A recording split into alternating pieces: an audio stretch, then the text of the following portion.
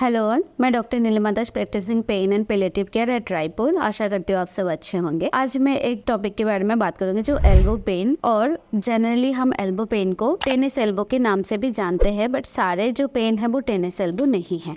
तो tennis elbow क्या है? एक्चुअली जो हमारे जो ह्यूमरस बोन है, आर्म का जो लॉन्ग बोन, वो जॉइंट बनाता है रेडियस के साथ, जो फोरआर्म बोन है।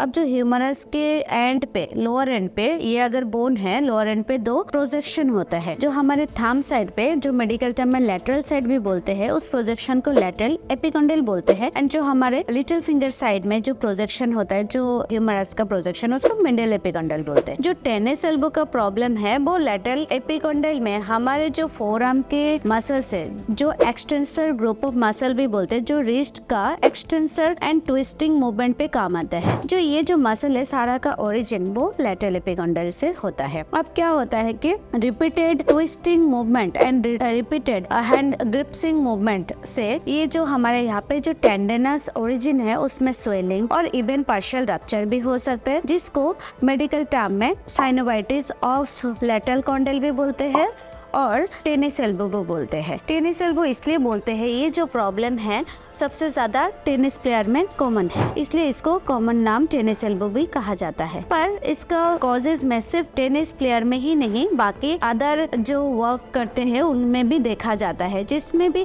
ट्विस्टिंग एक्टिविटी ज्यादा हो, जैसे कि कुक करची चलाते टाइम ट्विस्टिंग एक्टिविटी ज्यादा होते हैं, या फिर जो आइसक्रीम पार्लर में स्कूप उठा के देते हैं, ट्विस्टिंग एक्टिविटी ज्यादा होता है, उनमें भी ये प्रॉब्लम देखा जाता है। बट कॉमनली इसको टेनिस एल्बो या लैटरल एपिकॉन्डाइलाइटिस भी बोलते हैं, क्योंकि ये ह्यूमरस के लैटरल एपिकॉन्डाइल एरिया में पेन होता है। अब पेशेंट कैसे प्रेजेंट करते हैं? प्रेजेंटेशन में ये तो पहले हमारे पास जो भी पेशेंट आएगा, उनमें से अगर प्रोफेशन पूछा जाएगा तो इनमें से ये प्रोफेशन की हिस्ट्री रहेगा। सेकेंड, इनमें लोकल पेन, यहाँ पे पेन हो सकता है, स्वेलिंग हो सकता है। साथ में ये जो ग्रुप ऑफ मसल है, ये हमारे यहाँ से लेके शुरू करके ऐसे पूरा एरिया में भी पेन रेडिएट कर सकता है। और क्या हो सकता है, पेशेंट बोलेंगे स्पेसिफिकली कि मैं बाकी मूवमेंट में मुझे lateral, medial and flexion, extension में कोई पेन नहीं होता, बट जैसे ही कोई सामान ग्रस करके उठाने जाता हूँ, वैसे ही जैसे टी पीने के टाइम, इवन पानी पीते टाइम, इस हाथ से मेरा ये काम नहीं होता, या हैंडशेक करते टाइम पेन होता है। बाकी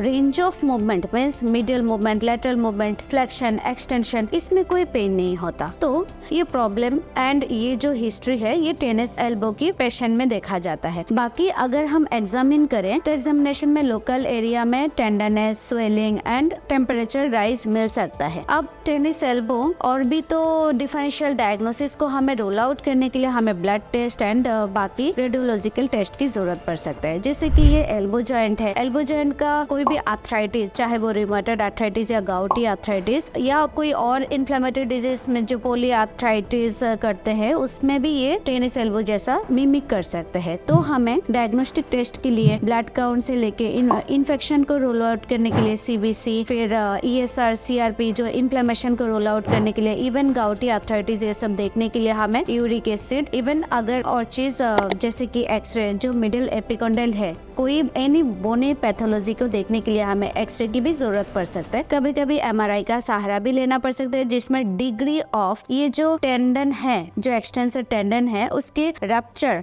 बोने जैसे खास करके जहाँ पे भी बोने प्रोजेक्शन एंड रिपीटेड ट्रॉमा के कारण इवन टेंडन रप्चर भी हो सकता है, नॉट ओनली स्वेलिंग, इसमें रप्चर भी हो सकता है। तो उसको हम ग्रेड देखने के लिए कि पार्शियल है, फुल थिकनेस है, MRI की भी जरूरत पड़ सकता है। हम पेन फिजिशियन OPD बेसिस पे भी सोनोग्राफी से हम देख सकते हैं कि पार्शियल टियर है और कंप्लीट टियर है, या कोई टेनोसाइनोवाइटिस जिसमें टियर नहीं होता, टेंडन के आसपास swelling and inflammation and increase blood circulation, ये सब हम OPD बेसिस पे ही सोनोग्राफी के सहारे डायग्नोसिस कर सकते हैं। तो ये है उसको डायग्नोसिस कैसे करें। अब आते हैं ट्रीटमेंट पे। ट्रीटमेंट के लिए अगर कोई इन्फेक्शन पैथोलॉजी हो, antibiotic and anti inflammatory and pain killer दे सकते हैं। कंप्लीट रेस्ट देना होता है हफ्ता 10 दिन के लिए, इवन अगर एंड जो ट्विस्टिंग मूवमेंट है उसको कुछ दिन के लिए अवॉइड करना होता है। अब अगर हफ्ता 2 हफ्ता करने के बाद भी ये ठीक नहीं होता, या डायरेक्टली भी पेशेंट हम इंजेक्शन लगा सकते हैं। इंजेक्शन में भी 2 टाइप का इंजेक्शन है। एक तो है कि हम लोकल एनेस्थेटिक एजेंट के साथ स्टेरॉइड इंजेक्शन दे सकते हैं, जो अगर टेंडन में स्वेलिंग दिख रहा है और उसका टेंडनाइटिस ओनली इन्फ्लेमेशन दिख रहा है जहाँ पे कोई टियर नहीं है, इसमें 1 शॉट ऑफ स्टेरॉइड इंजेक्शन पे भी जा सकते हैं, जो टेंडन के ऊपर या नीचे लगाते हैं, टेंडन के अंदर नहीं, जस्ट स्वेलिंग एंड इन्फ्लेमेशन को कम करने के लिए। एंड हफ्ता 10 दिन के रेस्ट, उसके बाद नॉर्मल स्ट्रेचिंग एक्सरसाइज से दोबारा काम स्टार्ट कर सकते हैं। एंड जो एग्रेवेटिंग फैक्टर है, रिपीटेटिव जो मूवमेंट, उसको अवॉइड करना होता है। दूसरा कंडीशन है कि जिसमें एक्यूट प्रॉब्लम नहीं है, बहुत दिन का प्रॉब्लम है, इवन होते होते पार्शियल टेंडन टियर पे आ गया है, उस टाइम पे हमें स्टेरॉइड इंजेक्शन सलाह नहीं देंगे। उस टाइम हमें जाना पड़ता है रीजनरेटिव, मतलब टेंडन को